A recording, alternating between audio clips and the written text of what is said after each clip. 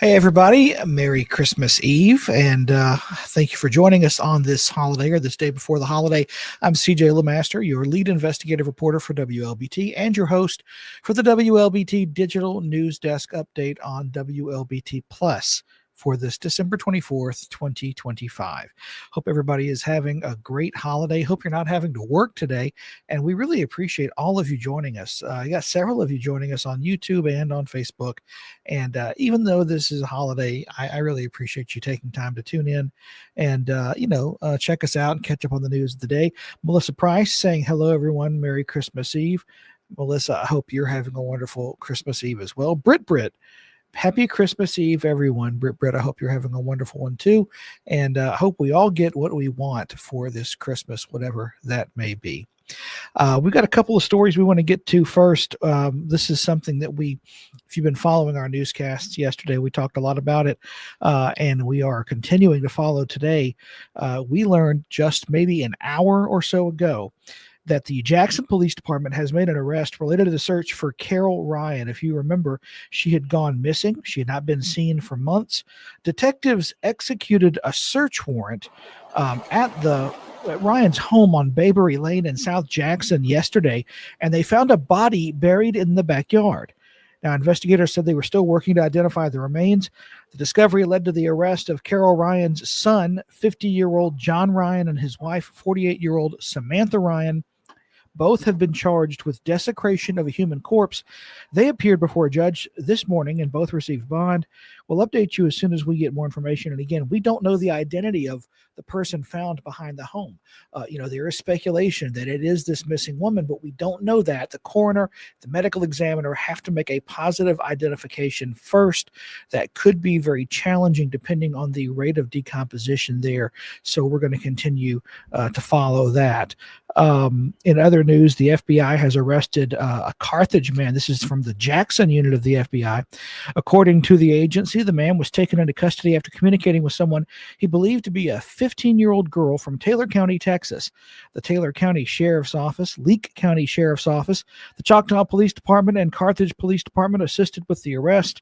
No further information was given. Of course, we're going to continue to follow that story. The city of Madison is suing Madison County over the Board of Supervisors' approval of a $6 million road plan that essentially leaves the city out. And we first told you about this earlier this week. That plan dictates how and where $6 million will be spent on road repairs next year, and it puts almost none of that money in Districts 1 and 2. The city of Madison is located in District 1, I believe. According to the lawsuit, the county developed the plan in secret and gave no public notice. Supervisors voted 3-2 to approve the plan on December 15th. The suit says the plan ignores more than 40% of the county's residents. We spoke with a Madison resident who agrees. Well, I think that with the population of Madison proper, they should be included because they have a tremendous influence not only on the population, but the money and the income that comes in. So yeah, they should have a major part of it, I would think. Now, the city wants a judge to stop the county from spending any road money until the lawsuit is resolved. 3 on Your Side will continue to follow this developing story.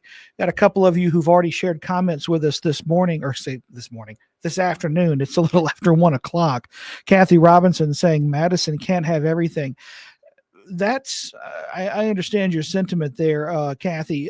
What we're talking about here is that the Madison city of Madison specifically, and anybody who lives in districts 1 and 2 of Madison County are essentially getting nothing because of the way this road fund was drawn up. So basically every year the county decides which roads will get priority for maintenance and repair, and they will dole out money to do so. They have to basically come together, figure out what roads need it for all 5 districts in the county. Well, what happened this time around was that instead of going forward and passing this in February or maybe even March of next year, they went ahead and passed it now with only input from districts 3, 4, and 5.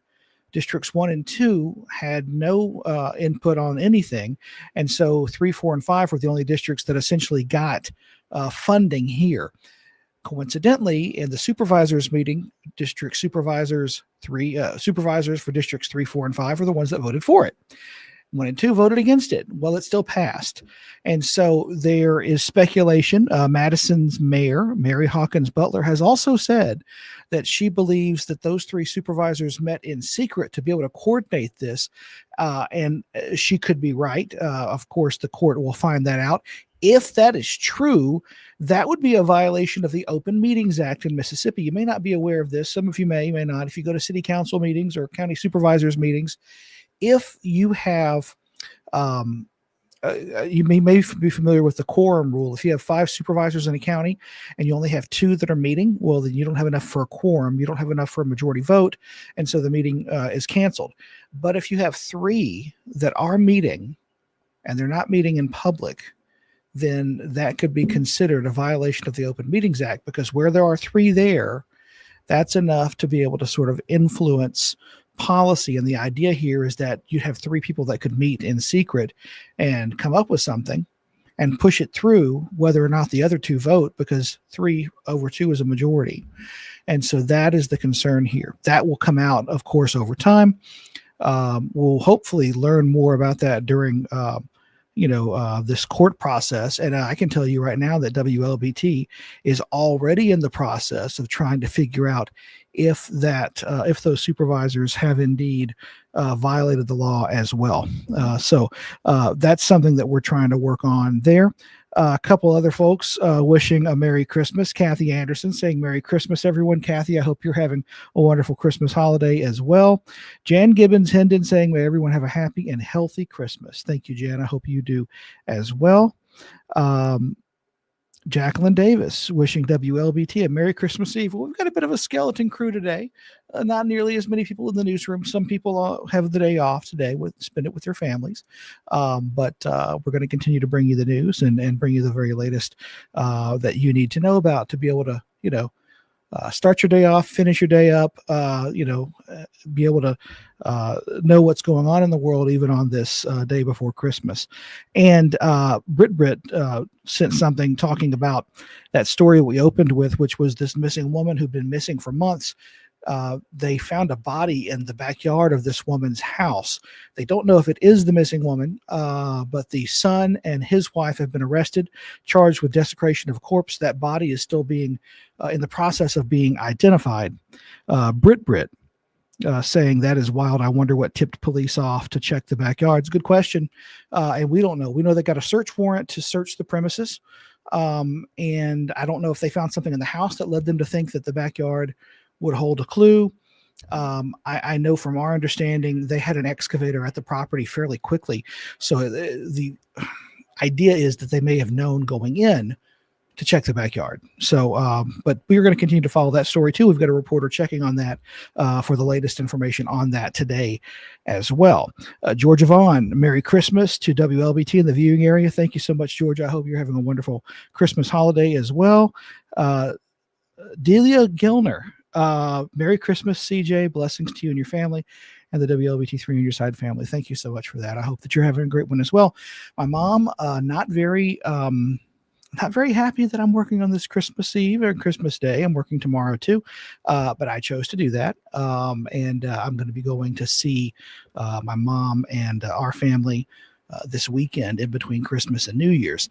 I'm from North Mississippi originally, from the Booneville area. So I've got family in Booneville and Prentiss County and the Corinth area too. So we'll be hopefully making the rounds and getting, if I at least get to see mom, then that will be good. And my dad lives in Arkansas, and so I hope to get to see him in the new year. It's a little bit of a journey from here to get up there and see him. He lives not far from Hot Springs.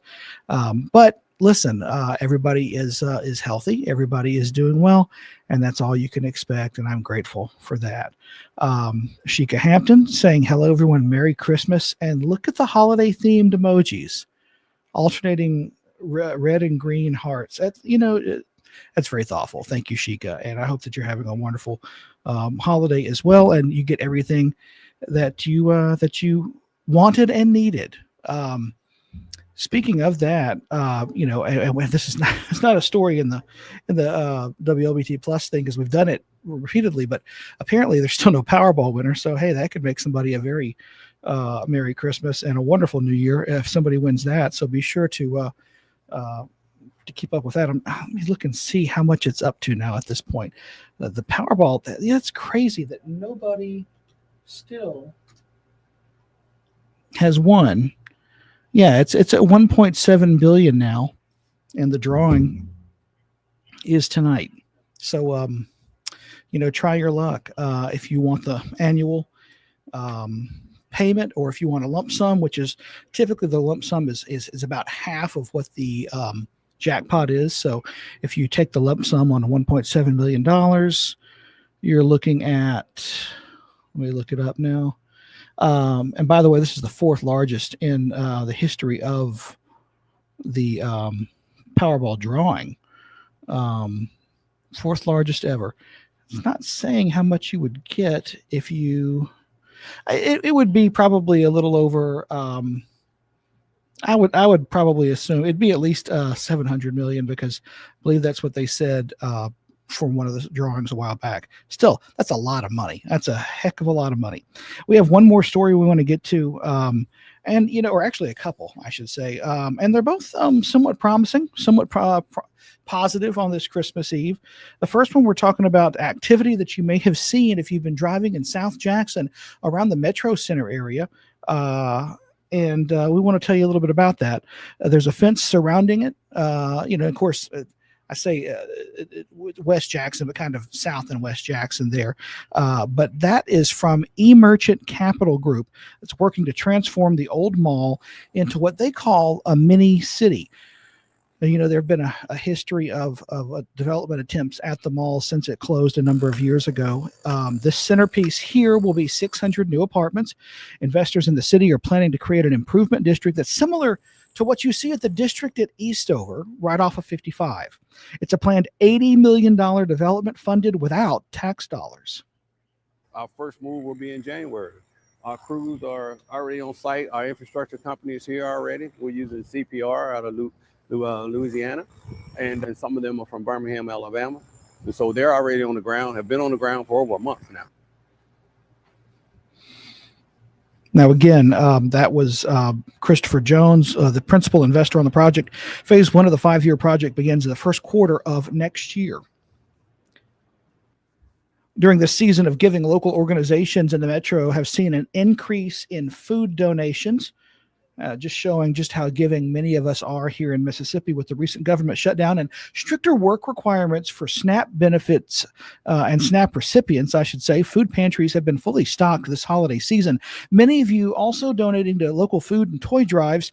While food donations have been high, Salvation Army Red Kettle donations have dropped. It's the organization's largest fundraiser that's used to fund local programs and services throughout the year.